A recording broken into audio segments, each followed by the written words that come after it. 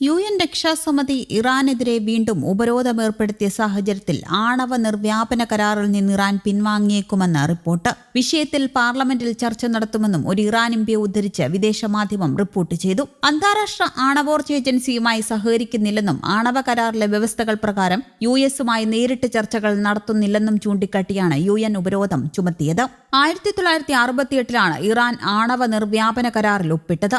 ആണവായുധങ്ങളുടെ വ്യാപനം തടയാൻ ലക്ഷ്യമിട്ടുള്ള കരാറിൽ നിലവിൽ ഇറാൻ അടക്കം 190 രാജ്യങ്ങളാണ് അംഗങ്ങൾ. ആണവ പദ്ധതികളുടെ പേരിലാണ് ഇറാൻ വീണ്ടും ഉപരോധം നേരിടേണ്ടി വരുന്നത്.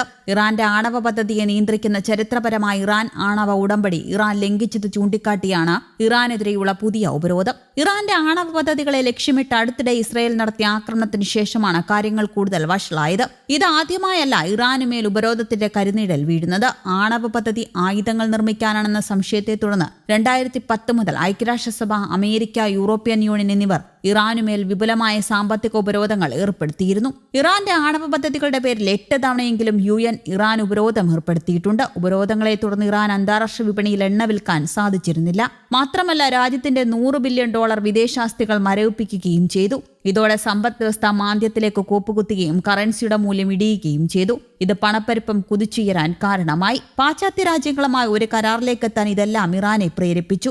ആണവ പദ്ധതിയുടെ പേരിൽ ഇറാനുമേൽ നേരത്തെയുണ്ടായിരുന്ന ഉപരോധങ്ങൾ ഐക്യരാഷ്ട്രസഭ പുനഃസ്ഥാപിച്ചു. 2015 ആണവ ഉടമ്പടി പ്രകാരം ഇറാന്റെ ആണവ ബാലിസ്റ്റിക് മിസൈൽ പദ്ധതിയുമായി ബന്ധപ്പെട്ട എല്ലാ പ്രവർത്തനങ്ങളും നിരോധിക്കണമെന്ന് ഇസ്രയേലും പാശ്ചാത്യ രാജ്യങ്ങളും UN-ൽ ആവശ്യപ്പെട്ടതിന് പിന്നാലെയാണിത്. ഉപരോധങ്ങൾ പുനഃസ്ഥാപിക്കുന്നത് 2026 ഏപ്രിൽ വരെ നീട്ടാൻ ഇറാന്റെ സഖ്യകക്ഷികളായ റഷ്യയും ചൈനയും ശ്രമിച്ചെങ്കിലും വെള്ളിയാഴ്ച UN രക്ഷാസമിതിയിൽ നടന്ന വോട്ടെടുപ്പിൽ ഫലം കണ്ടില്ല. കഴിഞ്ഞ ദിവസം തീരുമാനം പ്രാബല്യത്തിൽ വന്നു. പാശ്ചാത്യ രാജ്യങ്ങളുമായുള്ള ആണവ നിർവ്യാപന ചർച്ചകൾ അലസിപ്പോവുകയും തങ്ങളുടെ ആണവ കേന്ദ്രങ്ങൾ ഇസ്രയേലും US-ഉം ആക്രമിക്കുകയും ചെയ്തതിനു ശേഷം ഇത്തരമൊരു ഉപരോധം ഏർപ്പെടുത്തുന്നത് അടിസ്ഥാനരഹിതവും നീതീകരിക്കാനാകാത്തതുമായ നടപടിയാണെന്ന് ഇറാൻ പ്രതികരിച്ചു.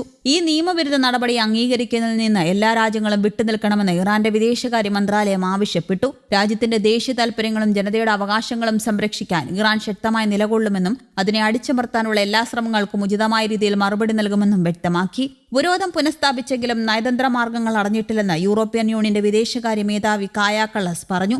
ഇറാനെ ആണവായുധമുണ്ടാക്കുന്നതിൽ നിന്ന് പിന്തിരിപ്പിക്കാനുള്ള സുസ്ഥിരമായ പരിഹാരം ചർച്ചയിലൂടെ സാധ്യമാകുമെന്നും വ്യക്തമാക്കി. ഉത്തമ വിശ്വാസത്തോടെ നേരിട്ടുള്ള ആണവ ചർച്ചയ്ക്ക് ഇറാൻ തയ്യാറാകണമെന്നും US വിദേശകാര്യ സെക്രട്ടറി മാർക്കോ റൂബിയോയും പറഞ്ഞു. ജനുവരിയിൽ ഡൊണാൾഡ് ട്രംപ് അധികാരത്തിലെത്തിയ ശേഷം 6 തവണ ഇറാൻ US ആണവ നിർവ്യാപന ചർച്ച നടത്തിയിരുന്നു. ഇറാന്റെ ആണവ സമ്പുഷ്ടീകരണം അപകടകരമായ നിലയിലെത്തിയെന്ന റിപ്പോർട്ടിനെ തുടർന്ന് ജൂണിൽ ഇസ്രയേൽ ഇറാനു നേരെ യുദ്ധം നടത്തുകയും അതിൽ US നേരിട്ട് കക്ഷി ചേരുകയും ചെയ്തതോടെ ചർച്ചകൾ പാളം തെറ്റുകയായിരുന്നു. ഇറാന്റെ ആണവായുധ മോഹങ്ങൾക്ക് തടയിടുകയെന്ന ലക്ഷ്യത്തോടെ 2015 ബരാക് ഒബാമയുടെ ഭരണകാലത്താണ് ഇറാൻ ആണവ നിർവ്യാപന ഉടമ്പടിയിൽ ഒപ്പുവെച്ചത്.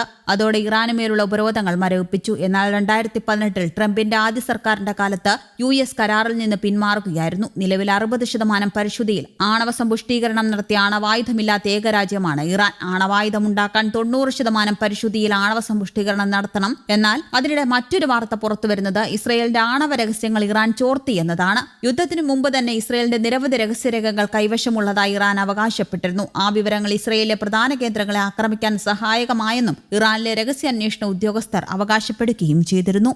News desk Kerala Kaumudi.